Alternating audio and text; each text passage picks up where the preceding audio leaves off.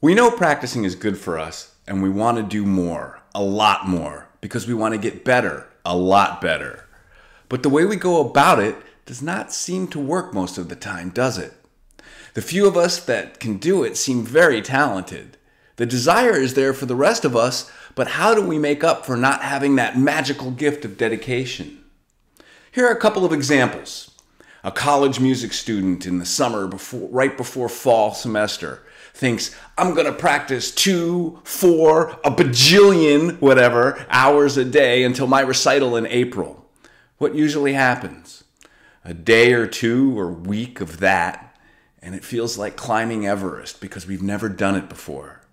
Then a missed day or two. Then we're behind, which makes it even harder to start doing more of the work we could not motivate ourselves to do in the first place. We're right back where we started pretty quickly, and April isn't getting any farther away. Well, how about a teacher talking to a student? You, student, need to practice X minutes a day. Now go do it. Sure, we try practice logs, which are not a bad thing at all, and many other methods, but let's face it, there's nothing that seems to work consistently with everyone, is there? What if developing regular weekly dedication to practice time was like developing walking? Start small, fall down a lot, stand up before we step before we walk before we run. Don't let it disappoint us and then reach a level of competence in which it kind of just does what we want. Right? No child gets disappointed when they fall down and says, and I don't have talent for walking. Same thing with learning to practice. The answer is an intelligent habit pattern development. I've found that a significant problem can be that we're trying to develop things several steps ahead of our current needs. We can only learn what we are ready to learn. Trying to develop a habit pattern that is too much at first is the equivalent of cognitive load theory as described in the scientific literature. 20, 30, 60 minutes is a colossal feat when you have not even developed the ability to break yourself away from what you're doing to then begin practicing. Doing that is called orienting selective attention. And guess what? Humans really don't like doing it. Think about trying to get a young person to take out the garbage. Yeah, like that feeling. The good news is it's a buildable skill. Start with working on getting started, not trying to build amount of minutes. Some people will recommend keeping the instrument out of the case and having a practice area ready to go. And this is good and helpful advice.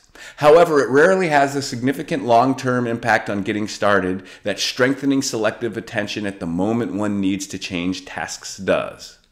It is very important to be transparent with the student or ourselves for doing this. Success is not measured by how long we practice. Success is measured by actually starting and staying with it past the initial minutes. Start with a manageable number, like 10 minutes total for daily practice.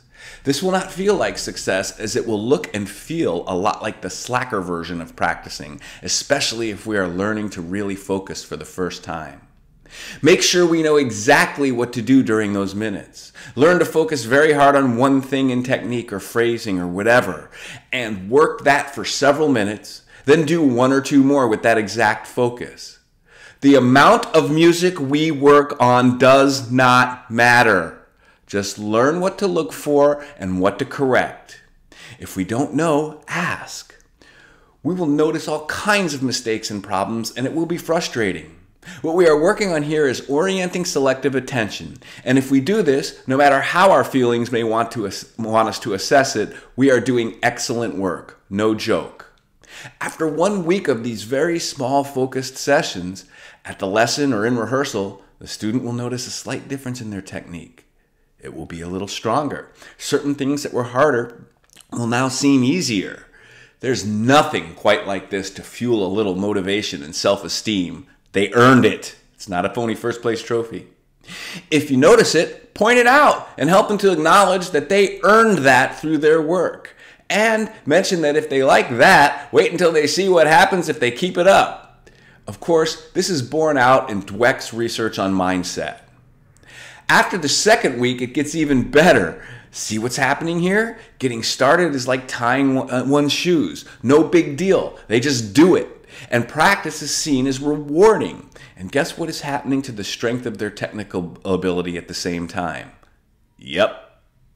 At this point, we can add minutes to the practice sessions and grow our total time. The motivation to push through is much stronger because we are now experiencing serious improvement in our playing.